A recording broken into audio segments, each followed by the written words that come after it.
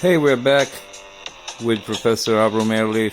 I imagine about religion and consciousness, multiple universes. Please tell us more about that.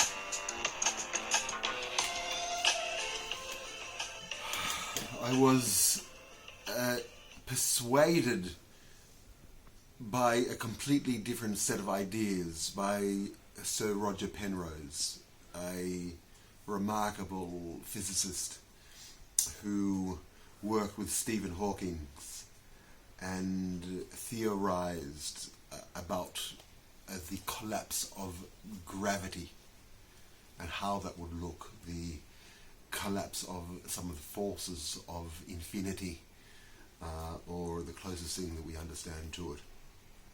And they came to the conclusion that this same collapse of gravity that they calculated exists.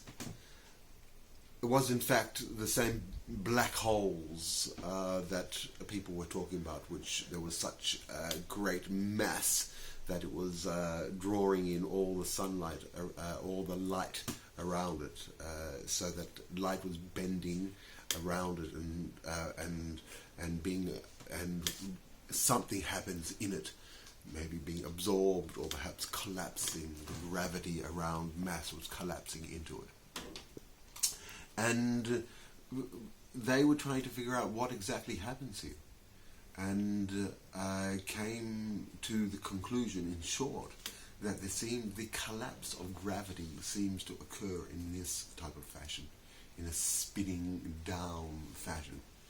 And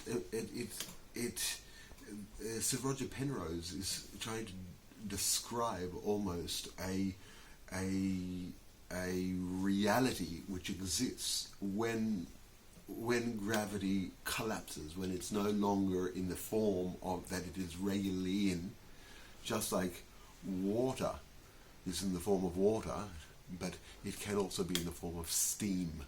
It can be in a completely different form, and so too the energy emanating. Perhaps I jump, but Sir Roger Penrose concludes that the energy coming out of this collapsed gravity is the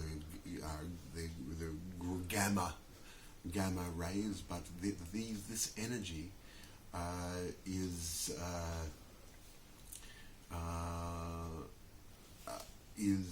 entropy, is almost like the same. It could be its signature of the black hole or the collapse energy, and therefore it can be another form of it radiating out. And he then goes to say that we, in some way, are receptors.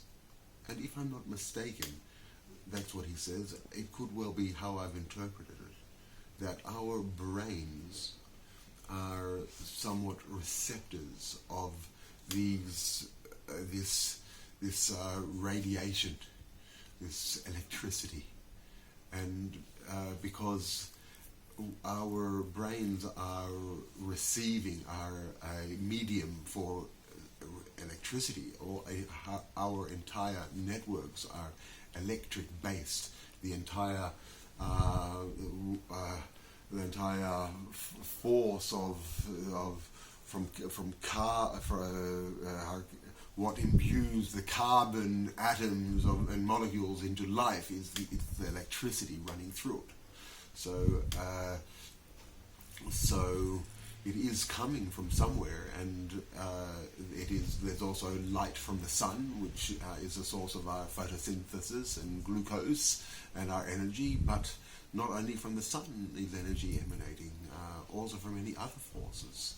And so when we talk about consciousness, and when we talk about our ability to interact with all those different components, and our the human presence in all of this amazing physical story. I am proposing that religion in some way actually ties all of these amazing physical phenomena together through consciousness.